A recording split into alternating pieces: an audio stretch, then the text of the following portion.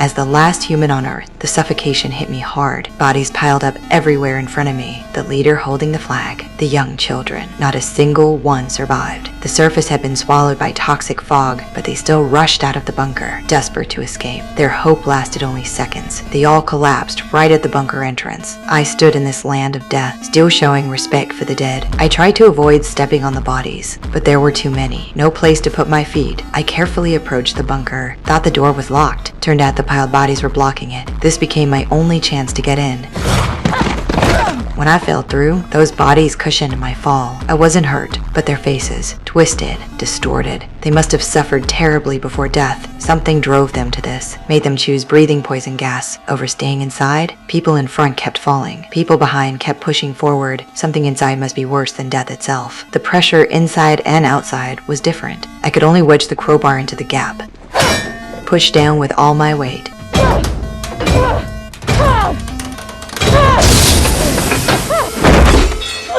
Finally pried the entrance open. I rushed in, locked the door tight immediately. Couldn't let the poison gas seep in, but before I could catch my breath, I saw the damage on my suit. The tape had ripped open. If the poison gas got in, I'd die like those people outside. No time to waste. I rushed deep into the bunker looking for supplies. Whatever was hiding inside, I had no other choice. Survival, that was the only thought. I just found the disinfectant. The suit started leaking. Oxygen was escaping. I was suffocating. I tried to remove the helmet, but the pressure difference locked it onto my head, like it was welded on. This was the last protective suit, but I couldn't think about that now. I grabbed the crowbar, stabbed it into the visor.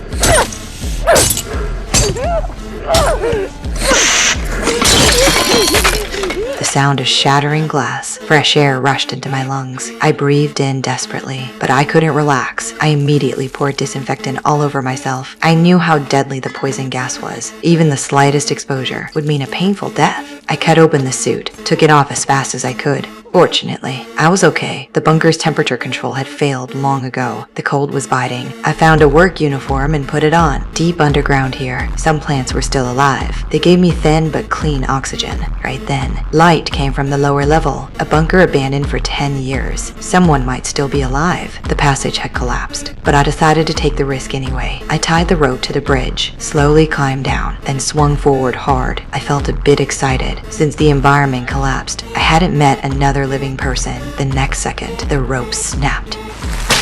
I was flung toward the other side, barely grabbed the edge of the broken bridge, but the surface was too smooth, nothing to grip onto. I fell into the abyss. Luckily, deep water was below. I plunged into it, didn't get seriously hurt, but the danger wasn't over. The rope on my foot tangled around me.